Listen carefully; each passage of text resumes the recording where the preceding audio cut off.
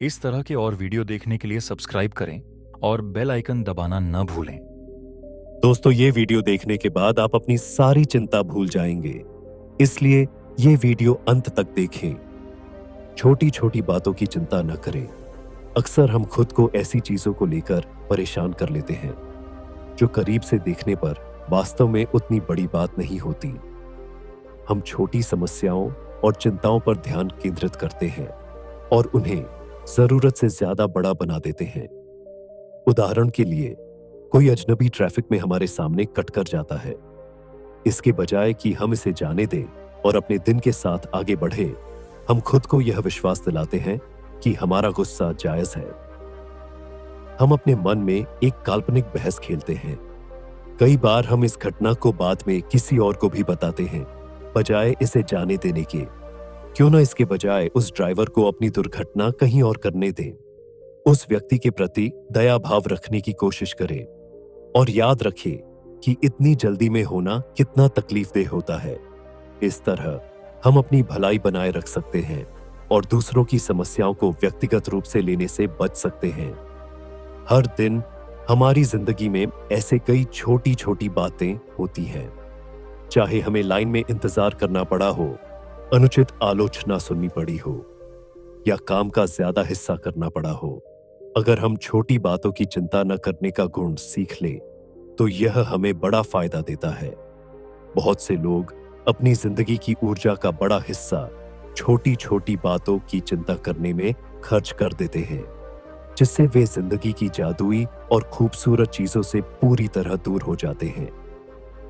जब आप इस लक्ष्य की ओर काम करने का संकल्प लेते हैं तो आप पाएंगे कि आपके पास और अधिक ऊर्जा होगी दयालु और सौम्य बनने के लिए।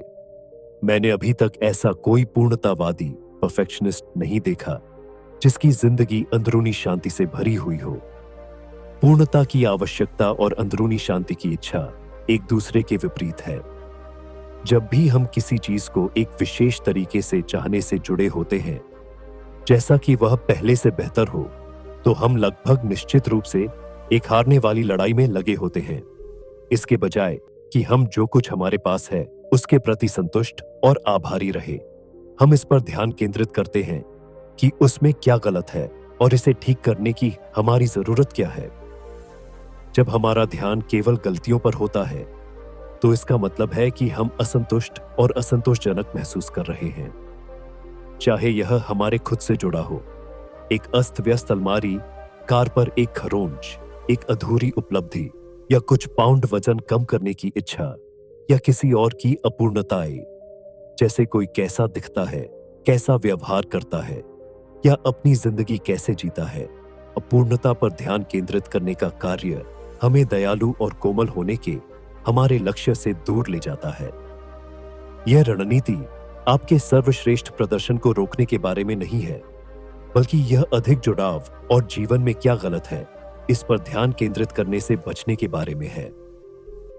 यह समझने के बारे में है कि जबकि कुछ बेहतर करने का हमेशा एक तरीका हो सकता है, इसका मतलब यह नहीं है कि आप चीजों का आनंद नहीं ले सकते और उनकी सराहना नहीं कर सकते जो जैसी वे हैं। इसका समाधान यह है कि जब आप यह आदत पकड़ें कि चीजें वैसी होनी चाहिए जैसी आप चाहते हैं, तो खुद को हल्के से याद दिलाइए कि जिंदगी अभी भी ठीक है जैसे यह है। आपके निर्णयों के अभाव में सब कुछ ठीक होगा। जैसे ही आप अपने जीवन के हर क्षेत्र में पूर्णता की आवश्यकता को कम करना शुरू करेंगे, आप जिंदगी की वास्तविक पूर्णता को खोजने लगेंगे।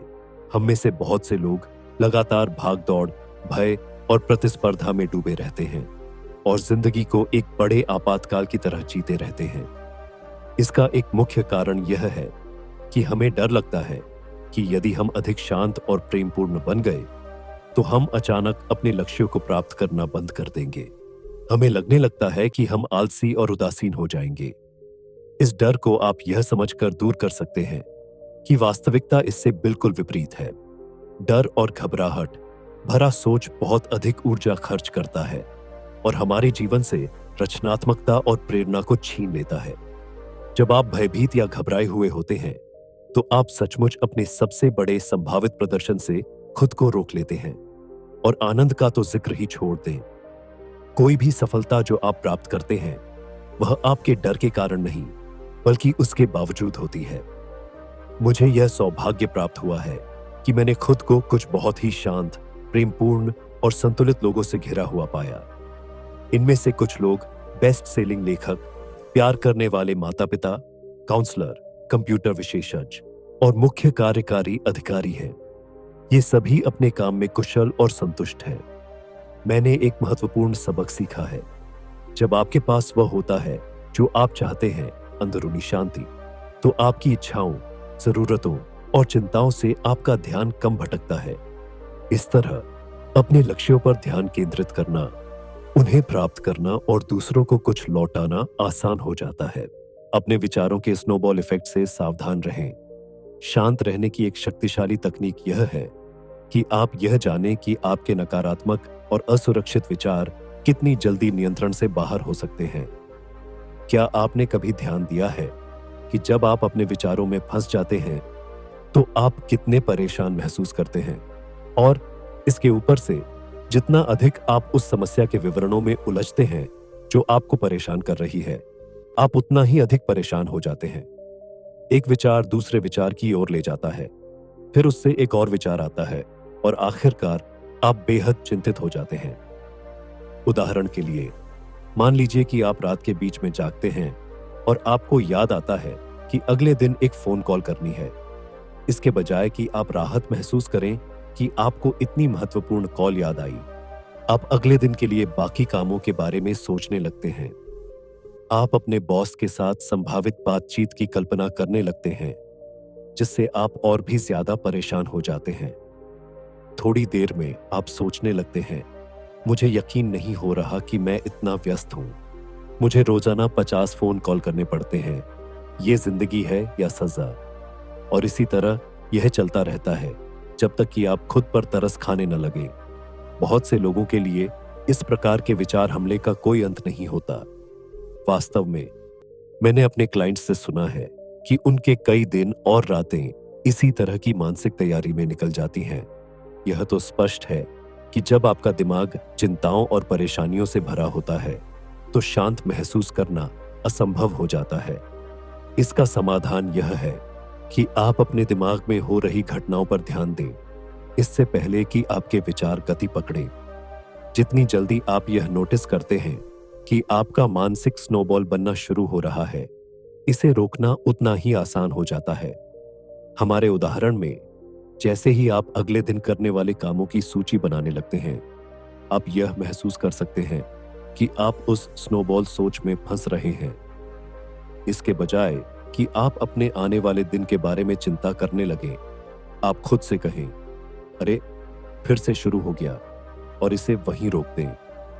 आप अपने विचारों की ट्रेन को शुरू होने से पहले ही रोक सकते हैं। फिर आप इस बात पर ध्यान केंद्रित कर सकते हैं कि आप कितने व्यस्त हैं। इसके बजाय इस बात पर कृतज्ञता महसूस करें कि आपको वह फोन कॉल याद आई जो करनी थी। अगर यह रात का समय है तो इसे एक कागज पर लिख लें और वापस सो जाएं। आप ऐसे पलों के लिए अपने बिस्तर के पास पेन और कागज रखने पर विचार कर सकते हैं। हो सकता है कि आप वास्तव में बहुत व्यस्त व्यक्ति हों, लेकिन याद रखें कि अपने दिमाग को इस बात से भर देना कि आप कितने परेशान और व्यस्त हैं, समस्या को और भी बढ़ा देता है। यह आपको पहले से अधिक तनावग्रस्त बना देता है। अगली बार जब आप अपनी व्यस्त दिनचर्या पर ध्यान केंद्रित करने लगें, तो इस सरल से अभ्यास को आजमाएं। आप देखेंगे कि यह कितना प्रभावी हो सकता है। दया भाव का मतलब है किसी और की तकलीफ को समझना और महसूस करना, मानो आप खुद उनकी जगह पर हों। जब आप अपनी परेशानियों से ध्यान हटाकर किसी और के जीवन में झांकते हैं, उनके दर्द और उनकी चुनौतियों को महसूस करते हैं, तो आप उनके प्रति प्रेम और सहानुभूति का भाव जगाते हैं। यह एहसास कि दूसरे लोगों की समस्याएं भी उतनी ही असली हैं जितनी आपकी, और कई बार उससे भी ज्यादा कठिन, आपके दिल को खोल देता है। इससे आप न केवल दूसरों की मदद के लिए प्रेरित होते हैं, बल्कि अपनी जिंदगी में आभार महसूस करना भी सीखते हैं। यह समझना जरूरी है कि दया भाव खुद से ही नहीं आता, इसे विकसित किया जा सकता है। इसमें दो चीजें शामिल होती हैं, इरादा और कार्य। पहले इरादे की बात करें तो आपको बस अपने दिल को खोलने की याद दिलानी होती है। आपको यह मानना होता है कि आपकी परवाह सिर्फ आपके लिए नहीं बल्कि दूसरों के लिए भी हो। दूसरी चीज है कार्य। इसका मतलब यह है कि आप दूसरों के लिए क्या कर सकते हैं। हो सकता है आप अपनी पसंद के किसी नेक काम के लिए नियमित रूप से थोड़ा पैसा या समय दें, या शायद किसी अनजान व्यक्ति को देखकर आप एक सच्चे दिल से मुस्कुराएं और उनसे दयालुता भरा नमस्ते कहें। यह मायने नहीं रखता कि आप क्या करते हैं, महत्वपूर्ण यह है कि आप कुछ करें। जैसा कि मदर टेरेसा ने कहा था, हम इस धरती पर महान काम नहीं कर सकते, हम केवल छोटे काम बड़े प्रेम के साथ कर सकते हैं। दया भाव हमें सिखाता है कि जिंदगी के छोटे छोटे चमत्कारों को महसूस करना कितना जरूरी है। जब आप इस पर ध्यान देते हैं कि आप देख सकते हैं, सुन सकते हैं, प्यार कर सकते हैं, यह सब कितना बड़ा उपहार है, तो आपको यह महसूस होगा कि जिन चीजों को आप अपनी बड़ी समस्याएं समझते थे वे वास्तव में छोटी समस्याएं थीं। दया भाव का अभ्यास करके आप इन छोटी बातों को बड़े बनने से रोक सकते हैं और अपनी जिंदगी में सच्चे आभार और संतोष को महसूस कर सकते हैं।